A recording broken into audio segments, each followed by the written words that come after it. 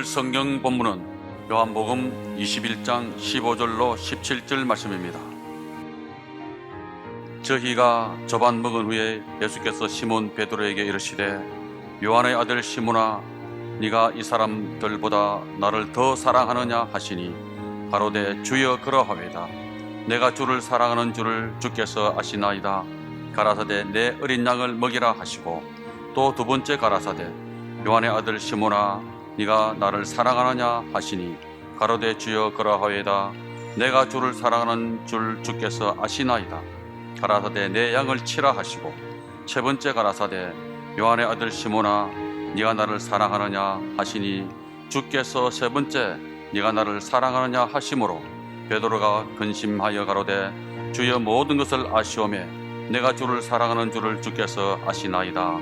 예수께서 가라사대 내 양을 먹이라.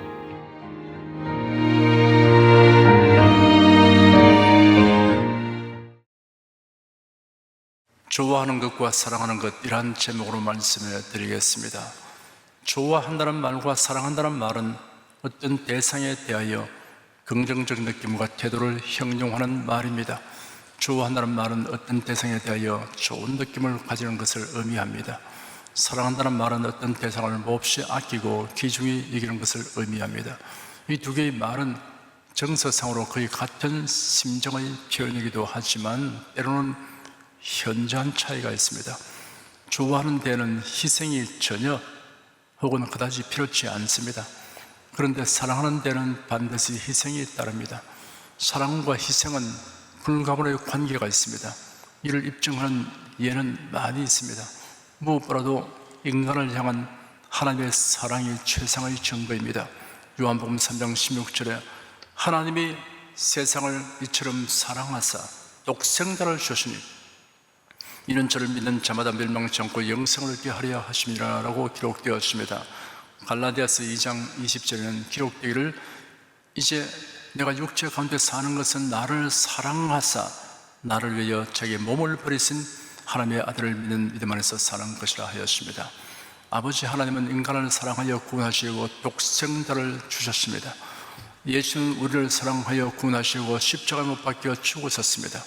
인간의 이해를 초월하는 엄청나고 놀라운 희생입니다. 예수님의 제자들은 부르심을 받은 그날부터 예수님을 사랑하였습니다. 정확하게 분석하여 말하자면 그들은 예수님이 좋아서 따라다녔습니다. 그러면서 예수님에 대한 지식과 믿음이 쌓이게 되었습니다. 그들이 예수님을 진정으로 사랑한 것은 예수님이 부활하신 이후부터입니다. 제자들은 예수님의 부름을 받은 후 3년이 넘도록 즐겁게 예수님을 따라 다녔습니다. 그들은 예수님의 가르침을 듣는 것이 정말 좋았습니다. 예수님의 가르침은 탁월하였습니다. 달리 들을 수 없는 귀한 말씀을 들려주신 예수님이 좋았습니다. 아직과 편견으로 가득 찬 유대 종교 지도자들은 예수님을 몹시 싫어하고 미워하였습니다. 그러나 많은 사람들이 예수님을 좋아하여 예수님에게로 몰려왔습니다. 이로 인하여 예수님은 쉴 틈이 없었기 때문에 제자들을 데리고 배를 타고 호수 건너 한적한 곳으로 가셨습니다. 이를 본 무리들이 여러 곳로부터 걸어서 앞질러 그곳으로 가서 진을 치고 있었습니다. 짜증이 날만 합니다. 그런데 예수님은 오히려 그들을 보시고 불쌍히 여기셨습니다. 목자 없는 양같이 여기셨습니다. 그래야 그들에게 여러 가지로 가르치셨습니다. 사람들은 예수님이 하신 말씀에 심취하여 시간 가는 줄 몰랐습니다. 어느덧 서산에 해가 기울고 있었습니다. 그곳은 빈들이었으므로 마을로 가서 먹을 것을 사오기는 너무 늦은 시간이었습니다. 예수는 어린아이가 정한 보리떡 5개와 물고기 2마리로서 기적을 향하여 무리들을 배불리 먹이셨습니다.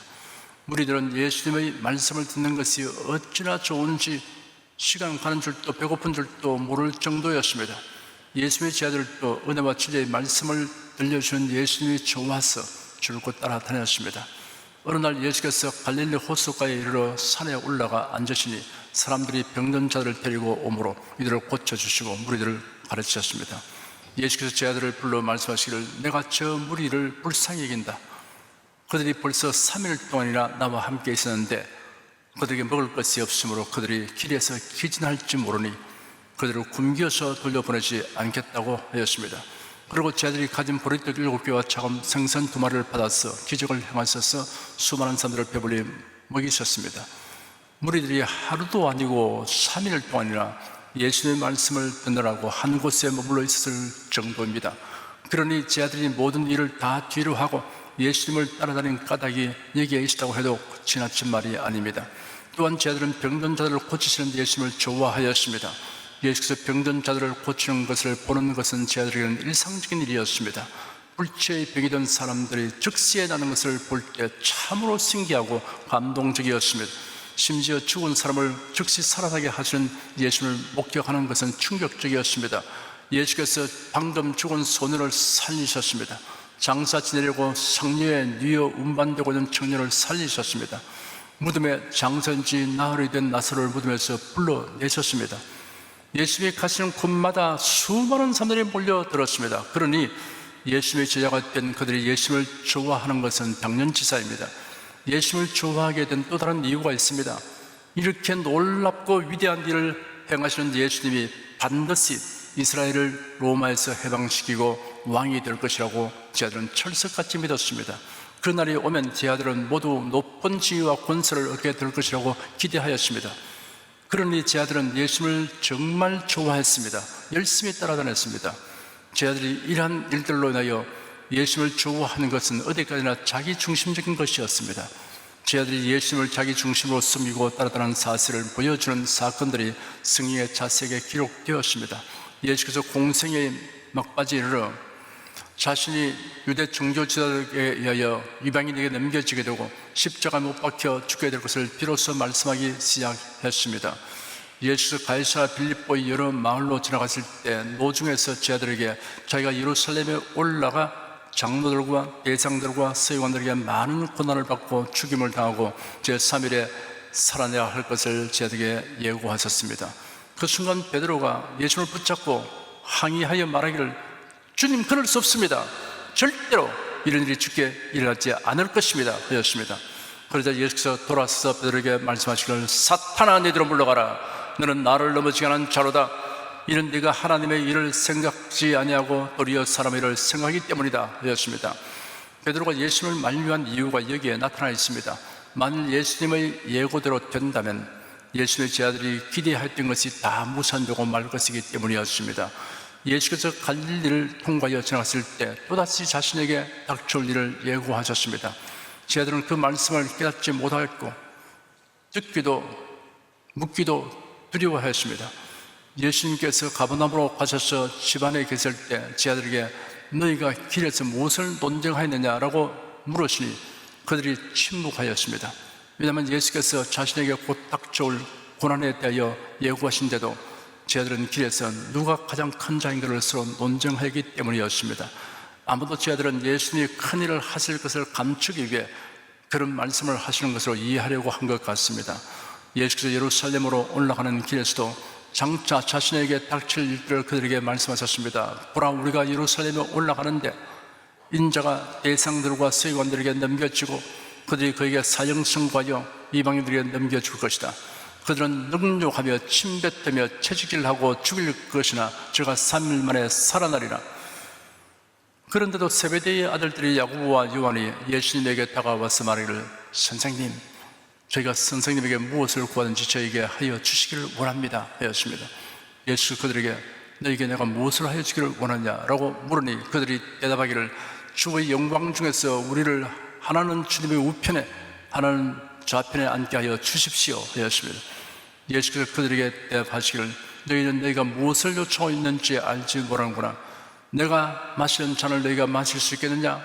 또 내가 받는 세례를 받을 수 있겠느냐 하였습니다. 그들이 말을 할 수 있습니다 라고 하니 예수께서 그들에게 말씀하셨습니다. 내가 마시는 잔을 너희가 마시고 내가 받는 세례를 너희가 받겠으나 내 오른쪽과 왼쪽에 앉는 것은 내가 주는 것이 아니다. 그것은 오직 예비해 놓으신 자들에게 주실 것이다. 열제자가 듣고서 야고보와 요한에 대하여 분개하기 시작하였습니다. 제자들이 모두 동일하게 예수님을 따르고 섬기는데 야고보와 요한이 제일 높은 자리를 모두 차지하려고 하는 데 대한 분개였습니다. 예루살렘에 올라갔은 예수께서 제자들과 마지막 만찬을 위하여 식탁에 둘러 앉았습니다. 예수께서 제자들에게 떡을 나누어 주시고 포도주산도 그와 같이 하셨습니다. 이것은 너희를 위하여 주는 내 몸이다. 너희가 이를 행하여 나를 기념하라 하시고 이 잔은 너희를 위하여 흘리는 내 피로 세운 새 언약이다 라고 말씀하셨습니다. 그 후에 말씀하시기를 그러나 보라 나를 파는 자의 손이 나와 함께 식탁 위에 있다. 인자는 이미 작정된 대로 가거니와 그를 파는 그 사람에는 화가 있다 하시니 그들이 자기들 중에 이 일을 행할 자가 누구인지 서로 묻기 시작했습니다. 그러나 곧장 화제가 바뀌었습니다. 그들 가운데서 누가 가장 큰 자로 여겨지는가에 대해 다툼이 일어났습니다. 제 아들이 정녕 예수를 사랑하고 있다면 이런 처신을 할 리가 만무합니다. 그 후에 예수께서 제 아들을 데리고 감람산 겟세마네 동산을 향하여 가셨습니다. 예수께서 제 아들에게 이르시기를 오늘 밤에 너희가 다 나를 배반할 것이다. 기록되어 있기를 내가 목자를 칠 것인데 그러면 양떼가 흩어질 것이다 하였기 때문이다 하였습니다. 베드로가 대답하기를 다 주를 버릴지라도 나는 언제든지 버리지 않겠습니다 하니 예수께서 말씀하시기를 내가 진실로 네게 말하노 오늘 밤 딱 울기 전에 네가 3번 나를 부인하리라 하였습니다.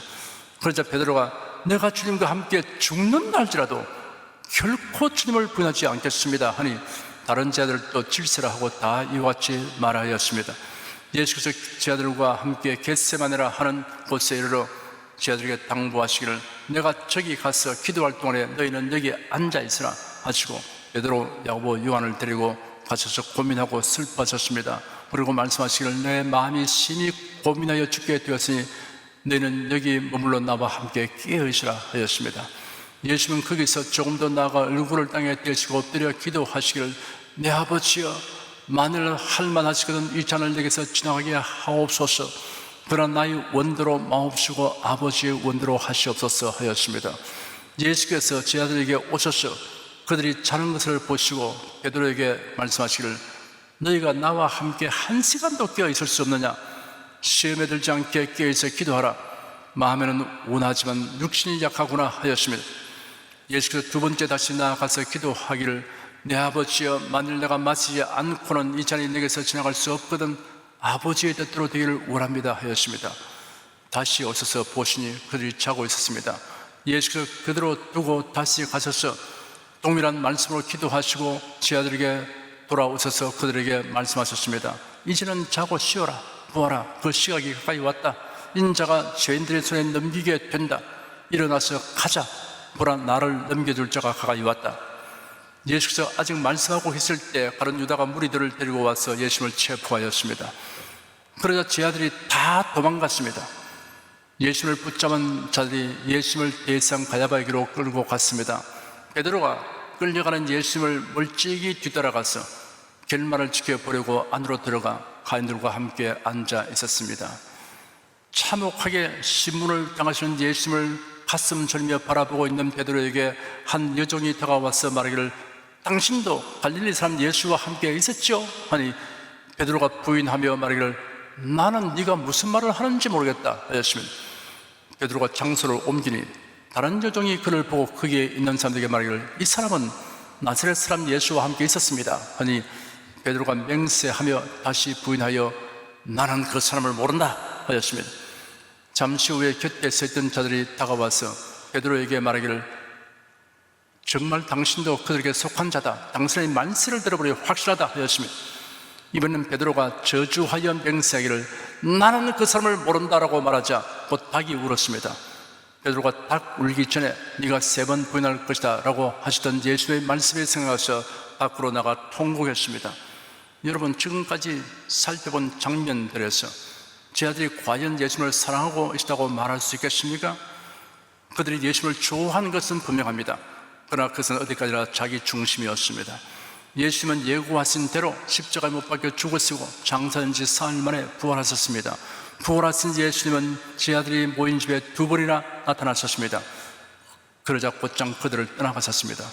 제 아들은 이전처럼 예수님을 쫓아다니려고 해도 주님이 어디에 계신지 알 수 없으니 이제 무엇을 어떻게 해야 할지 몰랐습니다.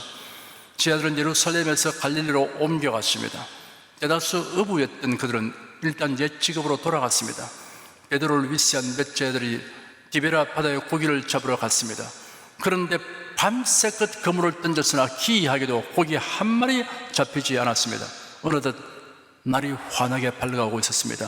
그때 예수께서 제 아들이 있는 곳에서 100여 미터 가량 떨어진 바닷가에 계셨으나 제 아들은 그분이 예수님인 줄 미처 알지 못했습니다. 예수께서 제 아들을 향하여 얘들아 너희가 고기가 있느냐 하고 물으시자 그들은 없습니다 라고 대답했습니다. 예수는 그들에게 그물을 배 오른편에 던지라 그러면 고기가 잡힐 것이다 하셨습니다. 제 아들이 배 오른편에 그물을 던졌더니 그물을 끌어 올릴 수 없을 정도로 고기가 많이 걸려들었습니다. 그 순간 요한이 베드로에게 저분이 주님이시다 하고 말하였습니다. 주님이란 말을 듣자 시몬 베드로는 겉옷을 두르고 바다에 뛰어내려 헤엄쳐 나갔으며 다른 제자들은 배를 저어 육지로 나왔습니다. 예수님이 계신 곳으로 가보니 그곳에 숯불이 있었고 그 위에 생선이 놓였으며 떡도 있었습니다. 제 아들은 막상 예수를 뵙게 되니 쑥스러기 짝이 없었습니다. 시몬 베드로는 예수님과 사람들 앞에서 예수님을 모른다고 3번이나 부인했던 일로 인하여 그 마음이 몹시 무거웠고 사실 예수님을 배울 면목이 없었습니다. 그때 예수께서 너희가 지금 잡은 생선을 좀 가져오라 하셨습니다. 그 지시가 제자들에게는 분위기를 전환할 수 있는 기회가 되었습니다. 베드로는 얼른 배에 가서 그물을 육지에 끌어 올렸습니다. 그리고 시간을 약간 지연시키려고 잡은 물고기를 세었습니다. 하나, 둘, 셋, 153마리였습니다. 이윽고 예수께서 그들을 향하여 와서 조반을 먹으라 하시고 제 아들에게 가까이 오셔서 떡도 집어주시고 생선도 주셨습니다. 제 아들은 예수의 사랑을 깊이 느끼면서 마음이 한결 가벼워졌습니다. 그들이 초반을 먹은 후에 예수의 시선이 시몬 베드로를 향했으며 드디어 입을 여시고 베드로에게 질문하셨습니다. 예수는 베드로에게 요한의 아들 시몬아 네가 이 사람들보다 나를 더 사랑하느냐? 라고 물었습니다. 베드로가 예 제가 주님을 사랑하는 줄을 주께서 아십니다 하니 내 어린 양을 먹여라 하셨습니다. 예수께서 두 번째 요한의 아들 시몬아 네가 나를 사랑하느냐 하셨습니다. 주여 그러합니다. 제가 주님을 사랑하는 줄을 주께서 아십니다 하니 내 양들을 치라 하셨습니다. 예수 세 번째 요한의 아들 시몬아 네가 나를 사랑하느냐 하시니 주께서 세 번째 네가 나를 사랑하느냐 하심으로 베드로가 근심하여 대답하기를 주님 주께서는 모든 것을 아십니다. 제가 주님을 사랑하는 줄을 주께서 아십니다 하니 내 양들을 먹이라 하셨습니다. 예수 세 변의 숯불을 피워 놓으신 것과 베드로에게 동일한 질문 그리고 주님의 양들을 돌보는 임무를 위임한다는 말씀을 3번 반복하신 이유가 무엇입니까?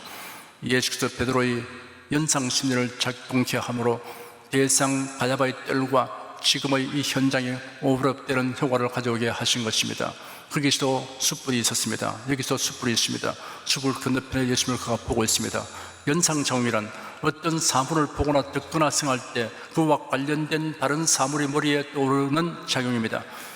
가을이라고 하면 단풍이 생각난다든가 고향이란 말을 들으면 자신의 고향집이나 풍경이 생각나는 것이 연상정에 의한 것입니다. 예수께서 베드로의 연상정을 자극하여 말씀하신 이유는 베드로의 죄책감을 말끔하게 제거시켜 주시기 위한 배려였습니다. 주님께서는 한결같은 태도와 음성으로 오직 사랑에 대해서만 연소하여 3번이나 질문했습니다. 베드로가 동일한 질문으로 인해 근심할 정도로 주님은 네가 나를 사랑하느냐라는 질문을 계속했습니다. 주님은 이 질문이 첫째로 중요하고 둘째로도 중요하고 셋째로도 중요하며 이 질문이 모든 것이 관련되었음을 강조하는 뜻이 거듭거듭 질문했습니다. 마치 큰 건물을 짓기 위해 기초를 튼튼히 하려고 파일을 박되 거듭 두들겨 박듯이 예수님에 대한 사랑의 중요성을 강렬하고 철저하게 인식하도록 하셨습니다. 주님은 다른 문제는 관심이 없는 것 같았습니다. 오히려 네가 나를 사랑하느냐는 이 질문에 다른 모든 것들의 초점을 맞추신 것 같습니다. 그렇습니다. 우리에게 가장 필수적이고 우선적인 것은 예수님에 대한 사랑입니다. 주 예수 그리스도를 향한 사랑의 정도와 깊이는 우리의 삶의 내용과 질을 결정짓습니다. 성도 여러분, 주 예수를 사랑하십니까? 여러분의 대답이 과연 얼마나 진실된 것인가를 생각하고 검토해 보셔야 합니다. 예수는 베드로에게 네가 나를 사랑하냐고 물으심으로 베드로의 입으로 내가 주를 사랑합니다라는 고백을 듣기를 원하셨습니다. 사랑은 고백함으로 그 생명력을 나타내고 빛이 드러납니다.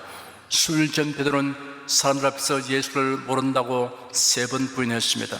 물론 그때 상황이 그를 너무나 두렵게 했기 때문에 마음에 없는 말을 하고 말았다고 할지라도 그런 예수님의 면전에 서심을 모른다고 부인했습니다. 이러한 베드로에게 예수님은 내가 주님을 사랑합니다 라는 고백을 3번이나 할 수 있도록 하셨습니다. 놀랍고 큰 사랑이며 은혜입니다. 예수님을 향한 사랑의 고백을 하게 함으로써 그 마음의 상처를 씻어내고 새로운 출발점에 서도록 도우셨던 것입니다. 성도 여러분, 비록 우리가 연약하여 그릇행하게 되는 일이 있더라도 주님은 우리가 제기하도록 하여 주는 사실을 잊지 마십시오. 뒤로 물러서지 말고 주님께로 나오십시오.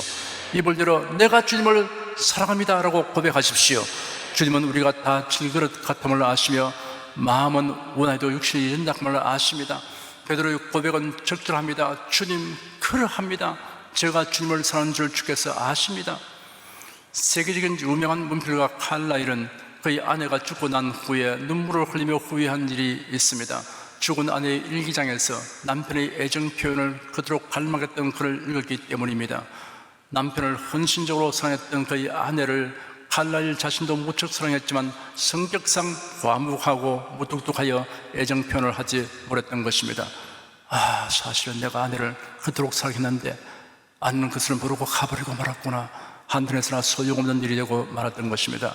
사랑의 고백은 아무리 자주 말해도 지나치지 않습니다. 평소에 말하지 않다가 어느 날 갑자기 말하려고 하면 어색한 느낌을 가지게 될 것입니다.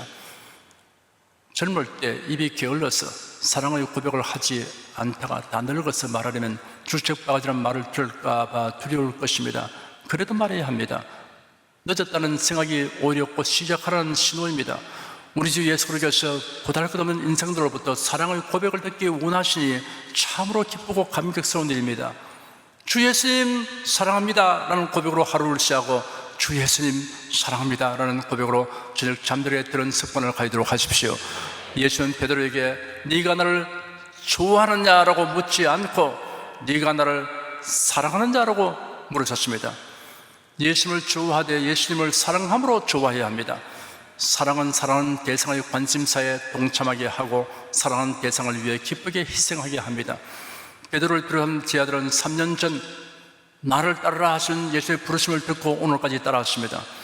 주님을 따르는 것이 현재 저희가 하고 있는 일보다 현실적으로 더 이익이 된다고 판단했던 것입니다. 그런데 부활하신 예수께서 지금 베드로에게 나를 따르라고 하신 것은 베드로가 좋아하는 것과 사랑하는 것의 차이점을 비로소 알게 된 다음의 부르심이었습니다. 예수는 제 아들을 새로운 출발점에 세우셨습니다. 이제는 예수를 좋아하는 이유의 차원이 달라졌습니다. 진심으로 예수를 사랑함으로 좋아하게 되었습니다. 예수를 위해 자신의 뜻을 포기해야 한다면 기꺼이 포기하고 어떤 희생도 단계 받기로 작정하였습니다.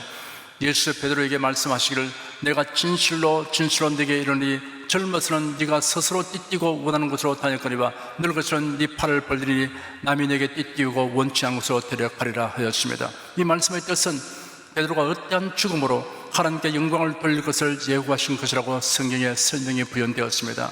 순교당할 것을 예고하신 것입니다.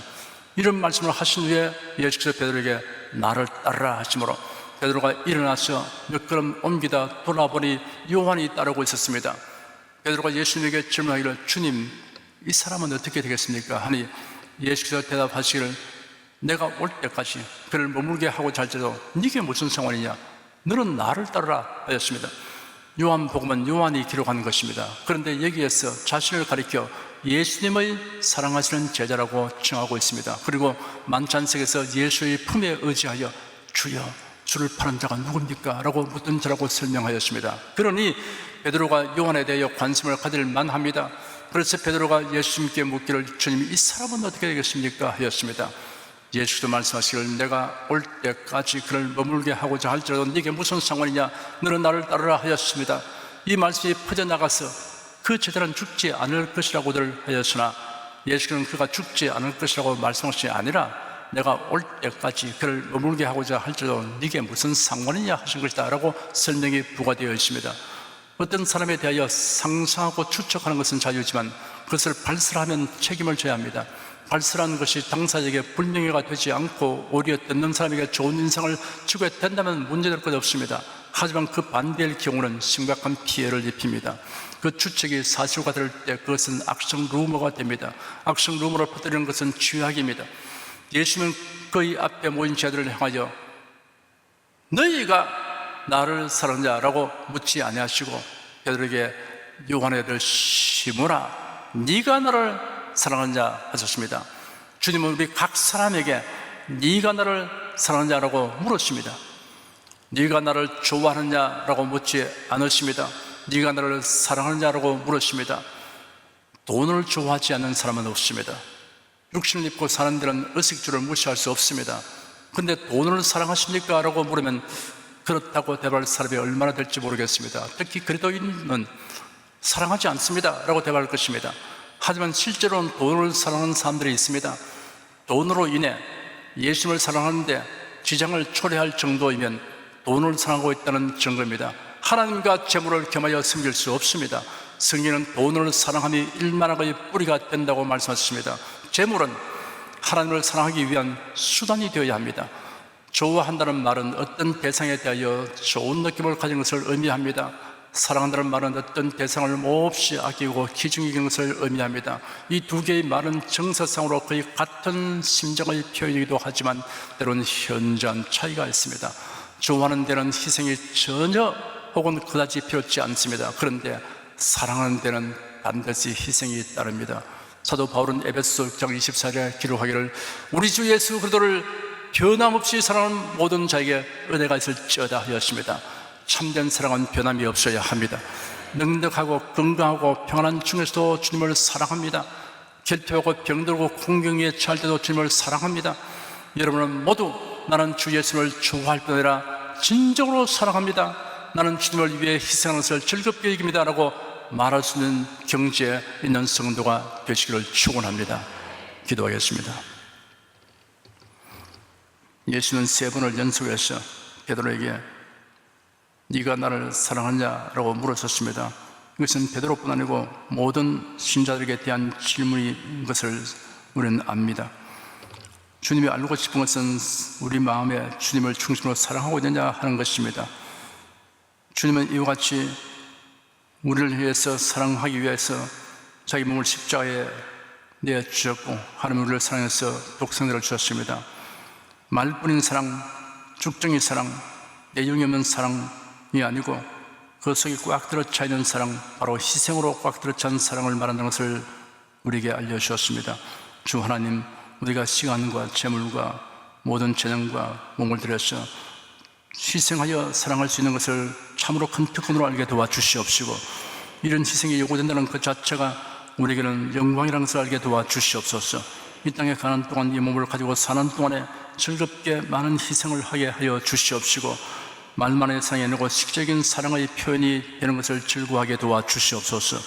많은 사람들이 주님을 사랑한다고 하면서 실상은 죽정이 사랑을 하고 있습니다. 그들은 자기를 위해서 예수님을 그냥 좋아하고 있을 따름인 것입니다. 조금만 손실이 오고 고통이 오면 바로 원망하거나 또 믿음이 추락하고 시험되고 뒤로 물러갑니다.